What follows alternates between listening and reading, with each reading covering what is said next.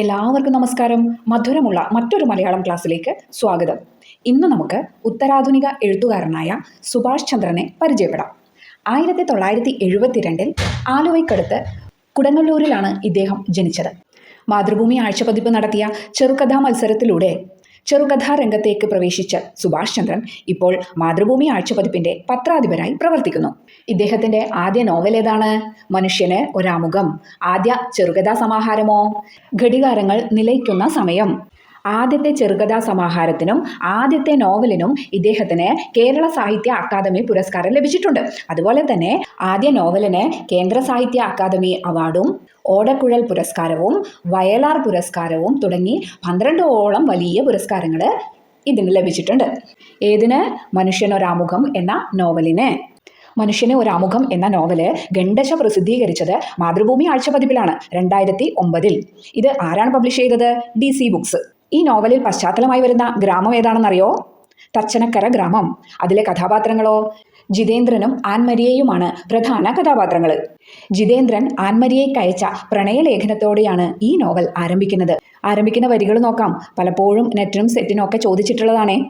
പൂർണ്ണ വളർച്ചയെത്തും മുൻപ് മരിച്ചു പോകുന്ന ഒരേയൊരു ജീവിയാണ് മനുഷ്യൻ. ഇതാണ് ആ നോവലിലെ ആരംഭത്തിലെ വരികൾ. അയ്യാട്ടുംപിള്ളി എന്ന കുടുംബത്തിന്റെ 4 തലമുറകളുടെ കഥയാണ് ഈ നോവൽ പറഞ്ഞു വയ്ക്കുന്നത്. അയ്യാപ്പിള്ളയിൽ നിന്ന് നാറാപ്പിള്ളയും കഴിഞ്ഞ് ചിന്നമ്മയിലൂടെ ജിതേന്ദ്രനിലേക്ക് എത്തുമ്പോഴേക്ക് 100 വർഷങ്ങളിലായി അത്രത്തോളം തന്നെ കഥാപാത്രങ്ങളും വായനക്കാരൻ്റെ ഉള്ളിലൂടെ കടന്നുപോകുന്നു. ഇദ്ദേഹത്തിൻ്റെ രണ്ടാമത്തെ നോവലാണ് സമുദ്രശില.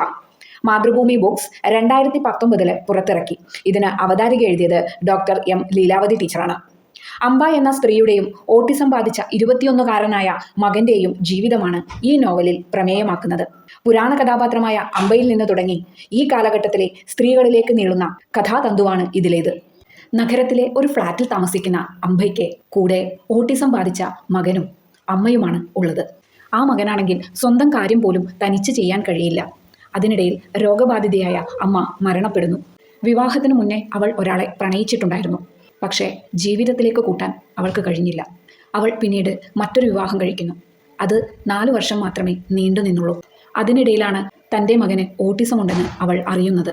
ഭർത്താവിൻ്റെ അവിഹിതത്തിൽ മനസ്സ് തകർന്ന അവൾ തീർത്തും തളർന്നു പോകുന്നത് മകൻ്റെ മനോവൈകല്യത്തിന് മുന്നിലായിരുന്നു. സ്വന്തമായി ഒരു കാര്യവും ചെയ്യാൻ കഴിയാത്ത മകൻ ഫോണിൽ അശ്ലീല വീഡിയോകൾ കാണുന്നത് അവളെ വല്ലാതെ വിഷമിപ്പിച്ചു. അതിനിടയിൽ അവളുടെ ജീവിതത്തിലേക്ക് പ്രണയവുമായി മറ്റൊരു പുരുഷൻ കടന്നു വരുന്നുണ്ട്. ഫോണിലൂടെ പരിചയപ്പെട്ട അവൾ അയാളെ കാണുവാനായി ഹോട്ടൽ മുറിയിൽ എത്തുന്നു. എന്നാൽ ഉപാധികളില്ലാത്ത സ്നേഹം തേടിപ്പോയ അംബ അവിടെയും പരാജയപ്പെടുന്നു. അയാൾക്കാവശ്യം അയാളുടെ കാമനകൾ തീർക്കുവാനുള്ള ഒരു ശരീരം മാത്രമായിരുന്നു. അങ്ങനെ ക്യാൻസർ രോഗത്താൽ ആക്രമിക്കപ്പെട്ട ആ സ്ത്രീ തൻ്റെ ജീവിതം അവസാനിപ്പിക്കാൻ തീരുമാനിക്കുന്നു. ആ തീരുമാനത്തിന് മുന്നിൽ മകൻ ഒരു ചോദ്യചിഹ്നമായി മാറുന്നു. അവനെ ആര് നോക്കും? അവൻ്റെ ഉത്തരവാദിത്തം ആരേറ്റെടുക്കും? ഒടുവിൽ അവൾക്ക് അവനെയും കൂടെ കൂട്ടേണ്ടി വരുന്നു. ഇതാണ് സമുദ്രശില എന്ന നോവലിലെ കഥ. ഇനി ബാക്കി കാര്യങ്ങൾ നമുക്ക് ചോദ്യങ്ങളിലൂടെ പഠിക്കാം. സമുദ്രശിലയിലെ പ്രധാന പശ്ചാത്തലം ഏത് നഗരമാണ്? കോഴിക്കോട് നഗരം. സമുദ്രശിലയിലെ പ്രധാന കഥാപാത്രങ്ങൾ ആരെല്ലാം? അംബ, വൈശാഖൻ, അപ്പു മുതലായവർ. മിത്തുകളെയും യാഥാർത്ഥ്യങ്ങളെയും കോർത്തിണക്കി പ്രണയവും പ്രതികാരവും ആവിഷ്കരിച്ച സുഭാഷ് ചന്ദ്രൻ്റെ നോവൽ ഏതാണ്? സമുദ്രശില. സുഭാഷ് ചന്ദ്രൻ്റെ ആദ്യത്തെ നോവൽ ഏതാണെന്ന് നമ്മൾ പഠിച്ചല്ലോ. ഏതാണ്? മനുഷ്യന് ഒരു ആമുഖം. ഈ നോവല് ഇംഗ്ലീഷിലേക്ക് വിവർത്തനം ചെയ്തത് ആരാണെന്നറിയുമോ? ഫാത്തിമ EV എന്ന എഴുത്തുകാരിയാണ്. ഏതു പേരിൽ? എ പ്രിഫേസ് ടു മെൻ എന്ന പേരിൽ. മനുഷ്യന് ഒരാമുഖം എന്ന നോവലിലെ കഥാപാത്രങ്ങളെ പറ്റി നമ്മൾ പറഞ്ഞു. ആരൊക്കെയാണ്? പൂർണ്ണ, റൂത്ത്, രാമൻ പപ്പൻ, ജിതേന്ദ്രൻ, ഇവരൊക്കെയാണ് പ്രധാന കഥാപാത്രമായിട്ട് വരുന്നത്. ഇനി ഇദ്ദേഹത്തിൻ്റെ ആദ്യ ചെറുകഥാ സമാഹാരം ഏതാണ്? ഘടികാരങ്ങൾ നിലയ്ക്കുന്ന സമയം. ഇത് ഏത് ദുരന്തത്തിൻ്റെ പശ്ചാത്തലത്തിലാണ് എഴുതിയെന്നറിയോ? ഘടികാരങ്ങൾ നിലയ്ക്കുന്ന സമയം എന്ന ചെറുകഥ ഏത് ദുരന്തത്തിൻ്റെ പശ്ചാത്തലത്തിലാണ് എഴുതിയത് എന്ന് ചോദിച്ചാൽ മഹാരാഷ്ട്രയിലെ ലാത്തൂർ ഭൂകമ്പത്തെ പശ്ചാത്തലമാക്കിയാണ്. ഈ ചെറുകഥാ സമാഹാരത്തിന് അവതാരിക എഴുതിയതോ? MT വാസുദേവൻ നായർ. ഇദ്ദേഹത്തിൻ്റെ ശ്രദ്ധിക്കപ്പെട്ട മറ്റ് ചെറുകഥകളാണ് തൽപ്പം, ബ്ലഡി മേരി മുതലായവ. ദാസ് ക്യാപിറ്റൽ എന്ന ഓർമ്മക്കുറിപ്പ് എഴുതിയത് സുഭാഷ് ചന്ദ്രൻ. 1.5 മണിക്കൂർ എന്ന പുസ്തകത്തിൻ്റെ രചയിതാവ് സുഭാഷ് ചന്ദ്രൻ. ഇനി അദ്ദേഹത്തിന് കിട്ടിയ പുരസ്കാരങ്ങൾ നോക്കാം. 2023 പത്മപ്രഭ പുരസ്കാരം ലഭിച്ചിട്ടുണ്ട്. അത് സാഹിത്യ മേഖലയിലെ സംഭാവനയ്ക്കാണ് ലഭിച്ചത്. 2019 സമുദ്രശിലയ്ക്ക് പത്മരാജൻ അവാർഡ് ലഭിച്ചിട്ടുണ്ട്. 2015 മനുഷ്യനൊരാമുഖം എന്ന നോവലിന് വയലാർ അവാർഡ് ലഭിച്ചു. 2014 കേന്ദ്ര സാഹിത്യ അക്കാദമി അവാർഡ് മനുഷ്യന് ഒരാമുഖം എന്ന നോവലിന്. 2011 ഓടക്കുഴൽ അവാർഡ്, അതും മനുഷ്യന് ഒരാമുഖം എന്ന നോവലിന്. 2011 തന്നെ കേരള സാഹിത്യ അക്കാദമി അവാർഡും ലഭിച്ചത് മനുഷ്യന് ഒരാമുഖം എന്ന നോവലിന് തന്നെയാണ്. 2001 കേരള സാഹിത്യ അക്കാദമി അവാർഡ് അദ്ദേഹത്തിൻ്റെ ആദ്യത്തെ ചെറുകഥയ്ക്ക് ഘടികാരങ്ങൾ നിലയ്ക്കുന്ന സമയം.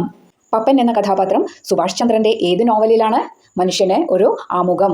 സമുദ്രശില എന്ന നോവലിലെ സ്ത്രീ കഥാപാത്രത്തിന്റെ പേരെന്താണ്? കമന്റ് ചെയ്യണേ. സുഭാഷ് ചന്ദ്രന്റെ റിപ്പബ്ലിക് എന്ന കഥയിലെ പ്രധാന കഥാപാത്രം ആരാണ്? RK നമ്പൂതിരി. ആയുസ്സില്ലാത്ത കുഞ്ഞുങ്ങൾക്ക് ജന്മം നൽകുന്ന ജീവികളോട് സുഭാഷ് ചന്ദ്രനെ ഉപമിച്ചത് ആരാണെന്നറിയോ? രാഹുൽ രാധാകൃഷ്ണൻ. ചിരപ്രയോഗം കൊണ്ട് അളിഞ്ഞുപോയ അലങ്കാരം എന്ന വരി ഏത് കഥയിലേതാണ്? സുഭാഷ് ചന്ദ്രന്റെ പറുദീസ നഷ്ടം.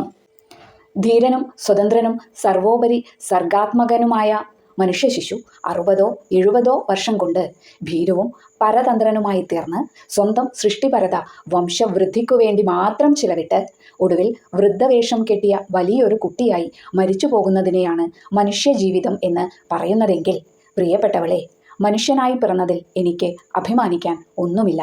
ഇത് ഏത് കൃതിയിലെ വരികളാണ്? സുഭാഷ് ചന്ദ്രന്റെ മനുഷ്യന് ഒരു ആമുഖം എന്ന കൃതിയിൽ നിന്ന്. അപ്പോൾ സുഭാഷ് ചന്ദ്രൻ എന്ന ഉത്തരാധുനിക എഴുത്തുകാരനെ കുറിച്ച് മാക്സിമം കാര്യങ്ങൾ ഇവിടെ പറഞ്ഞിട്ടുണ്ട്. നോട്ട് വെച്ച് എഴുതിയെടുക്കുക, നന്നായി പഠിക്കുക. എല്ലാവർക്കും നന്ദി, നമസ്കാരം.